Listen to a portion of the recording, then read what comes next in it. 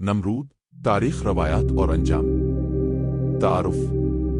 नमरूद का नाम तारीख में एक मुतकब्बिर और जालिम बादशाह के तौर पर मिलता है। ये वो शख्सियत है जिसे इब्राहीम अलैहिस्सलाम के ज़माने का सबसे बड़ा मुखालिफ समझा जाता है। मुख्तलिफ तारीखी और मजहबी मतवन में नमरूद के बारे में मुतअद्दिद रवायात मौजूद हैं, जिनमें इसे खुदाई दावेदार, जाबिर हुक्मरान और एक ऐसा शख्स बताया गया है जिसका अंजाम निशान इबरत बना। इस मज़मून में नमरूद की तारीख, इसकी हुक्मरानी, इब्राहीम अलैहिस्सलाम से इसका टकराव और उसके ज़वाल पर तफसीली रोशनी डाली जाएगी। नमरूद कौन था? नमरूद का नाम तौरात, इंजील और कुरान में मुख्तलिफ मकामात पर आया है। तारीखी एतबार से ये बाबुल का बादशाह था जो अपनी ताकत और हुकूमत के नशे में खुदा की नाफरमानी पर उतर आया। कहा जाता है कि वो हज़रत नूह अलैहिस्सलाम के पड़पोते काविश का बेटा था। नमरूद की हुक्मरानी।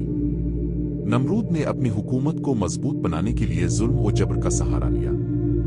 इसके दौर में इल्म और फिन तो तरक्की कर रहे थे, लेकिन अवाम पर जुल्म के पहाड़ तोड़े जा रहे थे।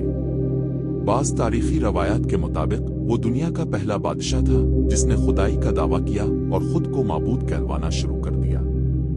नमरूद और हजरत इब्राहीम अलैहिस्सलाम। खुदाई दावा। नमरूद की सबसे बड़ी गुमराही इसका खुदाई दावा था। वो अपनी ताकत के नशे में इतना मस्त था कि इसने खुद को खालिक और मालिक समझना शुरू कर दिया। जब हजरत इब्राहीम अलैहिस्सलाम ने तौहीद का पैगाम फैलाना शुरू किया तो नमरूद के लिए यह नाकाबिले बर्दाश्त था। मुनाजरा। हजरत इब्राहीम अलैहिस्सलाम और नमरूद के दरमियान एक मशहूर मुनाजरा हुआ जिसका जिक्र कुरान में भी मौजूद है।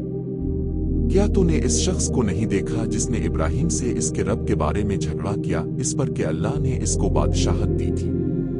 जब इब्राहीम ने कहा कि मेरा रब वो है जो जिंदगी देता और मारता है, तो उसने कहा कि मैं भी जिंदगी देता और मारता हूँ। इब्राहीम ने कहा, बेशक अल्लाह सूरज को मशरिक से निकालता है तो उसे मगरिब से निकाल ला, तो वो काफिर हैरान रह गया। सूरत अल-बकरा 258। आग में डालने का वाकया। जब नमरूद ने देखा कि हजरत इब्राहीम अलैहिस्सलाम उसके झूठे खुदा होने को नहीं मान रहे, तो उसने उन्हें आग में जलाने का फैसला किया।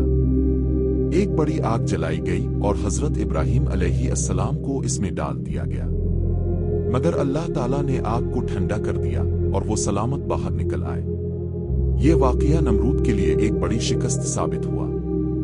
नमरूद का ज़वाल और अंजाम। मक्खी से हलाकत। नमरूद के ज़वाल के बारे में मशहूर रवायत यह है कि अल्लाह ने इस पर अजाब भेजा और एक छोटी मक्खी के जरिए इसकी जिंदगी का खात्मा किया। ये मक्खी नमरूद की नाक में घुस गई और सालों तक इसे शदीद अजियत देती रही। बिलाखिर वो सर को जोर जोर से मरवाता रहा, यहां तक कि हलाक हो गया। तारीखी अहमियत। नमरूद का वाकया हमें सिखाता है कि जुल्म, तकब्बुर और खुदा की नाफरमानी का अंजाम हमेशा इबरतनाक होता है। नमरूद की सल्तनत आज किस्सा पारीना बन चुकी है और उसका जिक्र सिर्फ बतौर इबरत रह गया है। नतीजा। नमरूद की कहानी तारीख और मजहब दोनों हवालों से एक अहम सबक फराहम करती है। ये वाकया हमें बताता है कि किसी भी ताकतवर इंसान को अल्लाह की कुदरत का मुकाबला करने की जुर्रत नहीं करनी चाहिए। तकब्बुर और जुल्म का अंजाम हमेशा बर्बादी की सूरत में निकलता है।